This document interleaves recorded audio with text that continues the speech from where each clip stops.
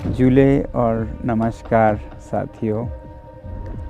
पिछले 2-3 दिनों से मेरी ऊर्जा कम होती जा रही है और कब तक बोल पाऊँ कुछ पता नहीं है। इसलिए सोचा कि आज मैं अपनी गुहार सीधे देश के प्रधानमंत्री श्री नरेंद्र मोदी जी से ही लगाऊं और आपसे विनती है कि इस वीडियो को उन तक पहुंचाएं शेयर करके। मेरे प्रिय प्रधानमंत्री श्री नरेंद्र मोदी जी, आज मेरे अनशन का यानी कि पानी और नमक पर ये 16वां दिन का अंत है और यहाँ पर मेरे साथ दिन में 1000 से 2000 लोग और रात में 100 से 300 लोग खुले आकाश में सोते हैं इस अनशन में। और तापमान अभी कोई -4 डिग्री है और रात में -10 से -15 तक चला जाता है। हम यहाँ पर आपकी सरकार से ये गुहार लगाने के लिए बैठे हैं कि वो अपने वचन अनुसार लद्दाख के पर्यावरण, लद्दाख के स्थानीय जनजातियों को संविधान के अनुच्छेद 6वें में संरक्षित करें। यूँ तो शायद आपको मालूम हो कि मैं पिछले 4 सालों से आपसे समय समय पर गुहार लगाता आया हूँ इसी संरक्षण के बारे में। मैं आज आपको एक ब्यौरा देना चाहूँगा। हो सकता है आपको नहीं मालूम हो, बात आप तक नहीं पहुँचती हो कि लद्दाख के साथ क्या हुआ है, तो मैं ये ब्यौरा दूंगा और आप ही बताइएगा कि इसमें लद्दाख से क्या कमी रह गई कि उसके साथ ऐसा बर्ताव हुआ है। सबसे पहले तो मैं आपको ये बताना चाहूँगा कि मैं आपका बहुत बड़ा प्रशंसक रहा हूँ, जो अच्छे काम आपने किए हैं। जैसे लद्दाख को आपने केंद्र शासित प्रदेश की घोषणा की, जिसके लिए हर लद्दाखी कृतज्ञ है।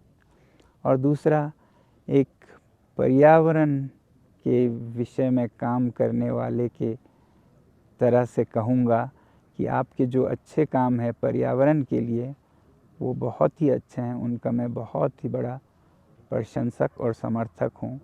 यहाँ पर जन प्रदर्शन हो रहे हैं, विरोध हो रहे हैं, अनशन हो रहा है, मगर फिर भी हमने एक यहाँ बैनर लगाया है जो आपके अच्छे काम है। जैसे मुझे बहुत अच्छा लगता है आपका मिशन लाइफ, दुनिया के लोगों को सादगी भरा जीवन बिताने का जो आपने आह्वान किया है। जो अच्छे काम हैं उन्हें मैं कभी भी अच्छा ही कहूँगा। जो कमी रह जाए तो वो मैं कमी बताना चाहूँगा ताकि आप इससे भी अच्छा करें। तो मैं आपको ये ब्यौरा प्रस्तुत करना चाहता था जिससे कि आप समझें कैसा कहानी है लद्दाख की। साल 2019 में जब संसदीय चुनाव हुए तब आपके चुनावी घोषणा पत्र में आपके दल के सबसे पहले 3 बिंदुओं में था लद्दाख को 6वें शेड्यूल में संरक्षित करना। ये हमारी तो उम्मीद थी मगर आपके दल की वचन थी और इसी वचन के बल पर लद्दाख के लोगों ने भारी बहुमत से आपके सांसद को जिताया। मगर फिर अगले कुछ महीनों में इस पर कुछ नहीं हुआ और फिर उसके बाद तो इस वचन को याद दिलाना भी नाराज़गी का एक कारण बनने लगा। तो लोग मायूस होते गए और 1-1.5 साल के बाद 2020 के अगस्त तक आते आते लोग इतने मायूस थे कि उन्होंने अगला चुनाव जो कि स्थानीय हिल काउंसिल के थे उसको बहिष्कार करने का फैसला किया। और आपके सरकार ने, गृह मंत्रालय ने हमारे नेताओं को एक सरकारी विमान विशेषता भेजकर उन्हें दिल्ली ले गए वार्तालाप के लिए। इतना ध्यान दिया गया जब लोगों ने चुनाव का बहिष्कार करने की बात की तो, और दिल्ली में उनसे विनती की गई कि ऐसा कदम ना उठाएं, हम आपका सारा मसला सुलझा देंगे। और हमारे नेताओं ने पूर्ण विश्वास किया और वापस चले आए। और वापस आकर लद्दाख के नेताओं ने समझौते के अनुसार भाजपा के प्रतिनिधियों को भारी बहुमत से स्थानीय काउंसिल के चुनाव में जिताया और उन्हीं की फिर सरकार भी बनी। ये भी फिर इसी वचन और आश्वासन पर हुआ कि लद्दाख को 6वें शेड्यूल में संरक्षित किया जाएगा। और इस चुनाव में तो पहला बिंदु घोषणा पत्र का, मैनिफेस्टो का यही था कि लद्दाख को संरक्षित किया जाएगा 6वें शेड्यूल में। मगर फिर चुनाव जीतने के बाद इस पर कोई पहल नहीं हुई, कोई बात नहीं हुई। उल्टे इस वचन का, इस घोषणा पत्र का याद दिलाने पर भी नेता नाराज़ होने लगे। इस तरह से 2021 और 22 में लगभग 5 मीटिंग्स हुए केंद्र सरकार के साथ, मगर नतीजा कुछ भी नहीं निकला। और फिर 2023 में फिर जाकर कोई 2 साल बाद 19 जून को एक मीटिंग हुई, जिसमें ज़्यादा फैसला नहीं हुआ, बल्कि ये कि अगली मीटिंग दिसंबर के 4 को होगी। और जब दिसंबर के 4 को लद्दाख के नेता फिर दिल्ली गए, अब की मीटिंग्स में कोई जहाज़ नहीं भेजा गया, बल्कि टिकट तक नहीं दी गई, वो अपने खर्चे से गए। और फिर दिल्ली में 14 नेता यहाँ से जाते हैं अपना सारा समय देके, और मीटिंग में कहा जाता है आप अपनी मांगें लिखित में देंगे। अब मांगें तो लिखित में पहले से दी जा चुकी थी। अगर विस्तार चाहिए होता तो वो कह सकते थे विस्तार में लिखित लेके आइए, तो मीटिंग जल्दी चलता। मगर टालम टोल ऐसा कि मीटिंग में सिर्फ ये कहा गया कि आप लिखित में दीजिए। अब फिर उस पे हफ्तों बल्कि महीने बीत गए, और फिर जनवरी में लिखित में दिया गया। फिर अगली मीटिंग फरवरी 19 को बुलाई गई। फिर यहाँ से कोई 14 नेता दिल्ली गए।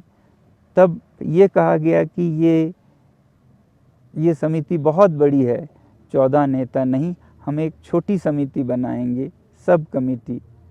फिर कुछ ज़्यादा फैसला नहीं हुआ, और ये सब कमेटी फरवरी 24 को बैठेगी।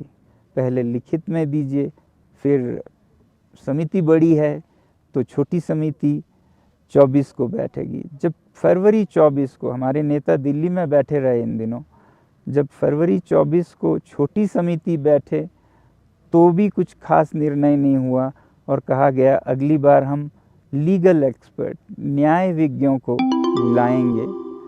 तो हमारे नेता उम्मीद कर रहे थे कि अब फरवरी 27-28 को तो मीटिंग होगी, वो कब तक दिल्ली रहते। और वैसे भी चुनाव की घोषणा होने वाली थी, जिससे कि आचार संहिता लागू हो जाएगी। मगर फिर भी अगली मीटिंग 27, 28, 29 को भी नहीं रखा गया, बल्कि और देर से मार्च 4 को रखा गया।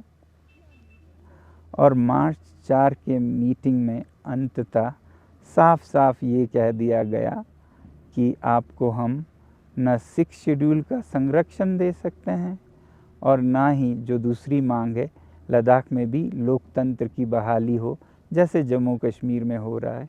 इस समय लद्दाख में कोई लोकतांत्रिक मंच नहीं है, ये सीधे अधिकारियों द्वारा चलाया जाता है, उपराज्यपाल के द्वारा, तो वो भी नहीं देंगे।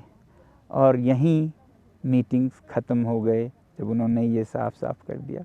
तो आप ही बताइए हम क्या कर सकते थे। हमारे पास एक ही रास्ता था, आंदोलन का, और इसीलिए मार्च 4 के बाद मार्च 6 से हम यहाँ पर अनशन पर हैं, भूखे हैं, -15 के ठंड में हैं, ताकि आप तक ये आवाज़ पहुँच पाए। और हमारी उम्मीद अभी भी है कि आप ये सुनेंगे और इस पर फैसला करेंगे। बहुत बहुत धन्यवाद। नमस्कार।